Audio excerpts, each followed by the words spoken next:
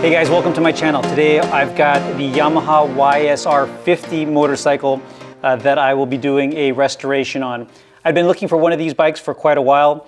I previously did an NSR 50 by Honda, and I did a pretty full restoration on that bike, and it's fantastic. One thing though that really draws me to this bike is the fact that it's street legal. And the purchase of this bike came with a title.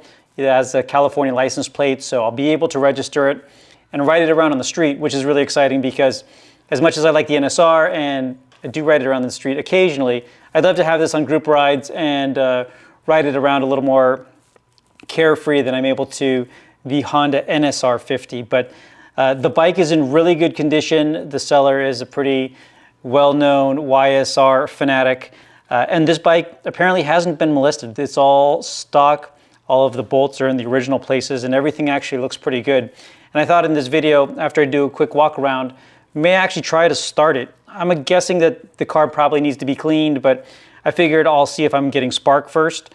The key is also kind of stuck, so I need to maybe get some type of lubricant in there to see if I can get that unstuck. But see if I can get it started at all, and assuming that I can, I mean, heck, I could probably even kind of ride it around for a minute and then tear it all apart to do a full restoration on it. I'm going to do a powder coat on the frame and clean every single bit of this bike up. But let me take you for a quick walk around. The YSR 50 didn't come with a tachometer, only came with a speedometer, which is funny because the NSR 50 only came with a tachometer and not a speedometer. The NSR 50 though being designed specifically for the track and the YSR 50 being designed much more for the street. I probably will add some type of tachometer in the future just to keep an eye on RPMs, but a really nice gauge. All of the controls are in really good shape for a bike. This is a 1991, so quite an old bike for all of these controls to look as good as they do. The key's a little scratched up. Again, I need to figure out how to get that unstuck before I try to start it. The frame is in good condition, a lot of little surface rust, but nothing that won't get cleaned up once I do a powder coat. The stator cover is missing one of the plates, but other than that is in pretty good looking shape. The gold wheels actually look really good. I'm hoping I'm able to, there's a little bit of surface rust. I'm hoping I can get it off without having to refinish them. I'd love to keep those the standard stock gold color, but otherwise the bike is pretty complete. It's missing the tank and of course all of the fairings, but should be a pretty easy restoration to get back into great shape. So here on the right side of the bike, the stock can is in pretty good shape, although I'll probably do an aftermarket can. This has a 6-volt battery system. Anyway, let me start working on getting this key unstuck. I've got a fuel bladder that I can suspend from the ceiling to get fuel into the bike. Let's see if it's getting any spark, and then hell, let's see if it can't turn it over. All right, so first thing was to put an East Coast keychain on it, but right, can't get it started or can't click it through. So let me find what kind of lubricant I can spray in there. I'm not sure what I'm supposed to use. I'm gonna try this dry lube here.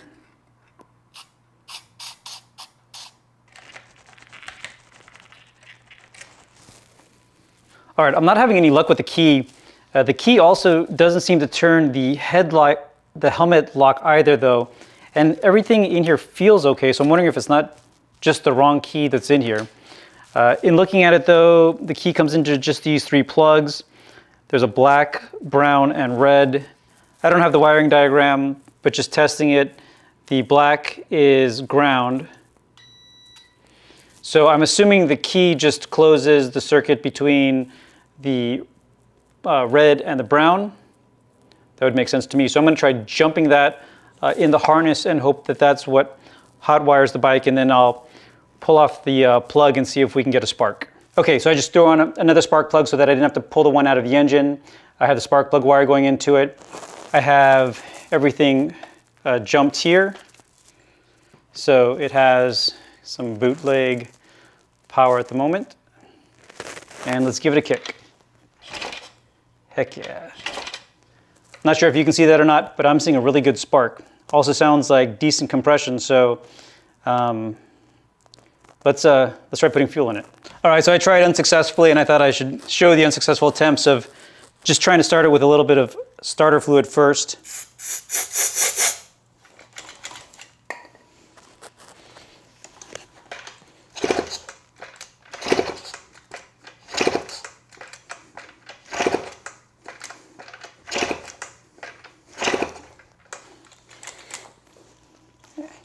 So let me go ahead and take apart the carb, see if, because the choke thing is stuck on choke open, I think. But let me pull off the carb, clean it up, and get some real fuel into it and see what happens. All right, so I opened up the carb and it is pretty powdery. I have a feeling it's been sitting for a really long time.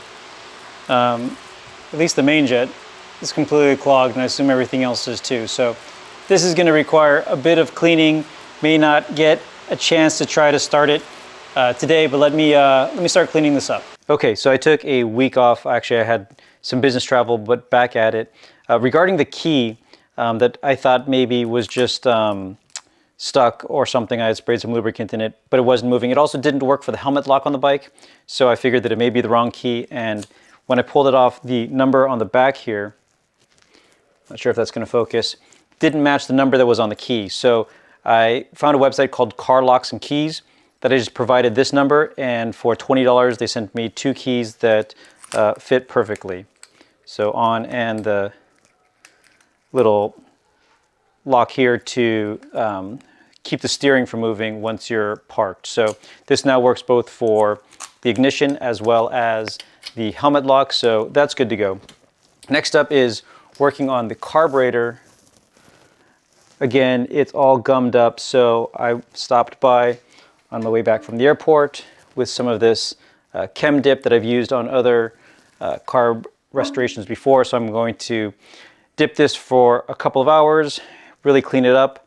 I also ordered a new jet kit, so we'll get the new jets in, and we'll try to, again, to get this fired up. So I plan to disassemble everything eventually, but some of the pieces are so gunked up, like the pin that holds the float, that I thought I'd just put the whole thing in and let it soak for a little while, give an initial clean, and then disassemble. This chem dip comes with this cute little basket that you just pop the parts in.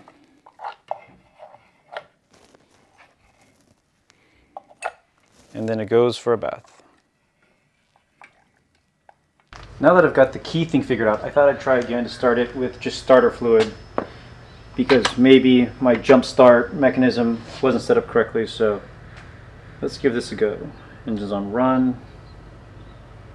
I don't think anything else matters as long as the key's on.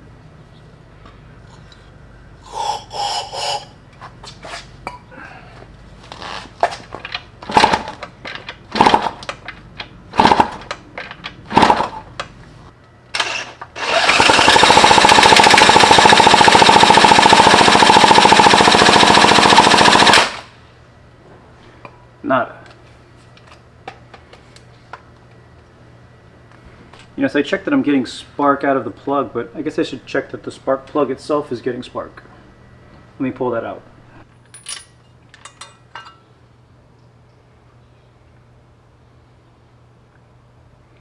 Well, that's a bit of a problem.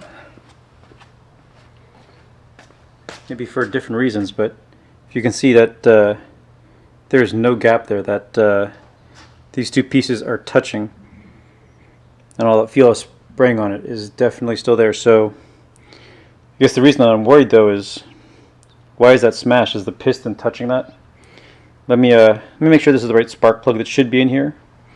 It says B8HS. I really have no idea. Let me find out, but yeah, it was definitely getting no spark there. Okay, so I gapped it to, this is the right plug apparently. The B7HS and the B8HS are good for this bike. I had first tested it with a separate plug because I just assumed the plug was good, but I probably should have tested the correct plug first.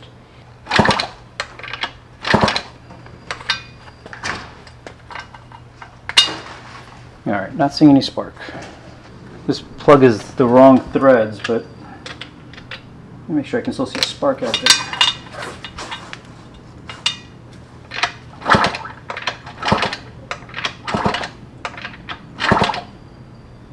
I can't.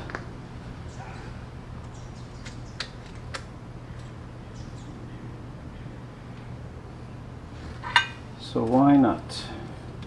Okay, so the problem I was having was that it won't spark with the kickstand down. I don't know why I was able to spark it at first when I think it was down, but anyway, I just unbolted one of the screws and slipped it out so this little spring is open, and now I'm getting spark. All right, I'm getting 100 psi on the compression test. The single cylinders, it's usually pretty difficult to get a good reading. I'm not sure if 100 is enough or is great, but I would assume that it's enough to get fire. So I don't know, maybe I'm not able to spray starter fluid straight into the intake manifold on a two-stroke. I don't know too much about two-strokes, so let me keep trying to figure this out. All right, so it seems like the spark plug was the issue because I'm able to get it kind of started now. It's not running well, but at least it's firing.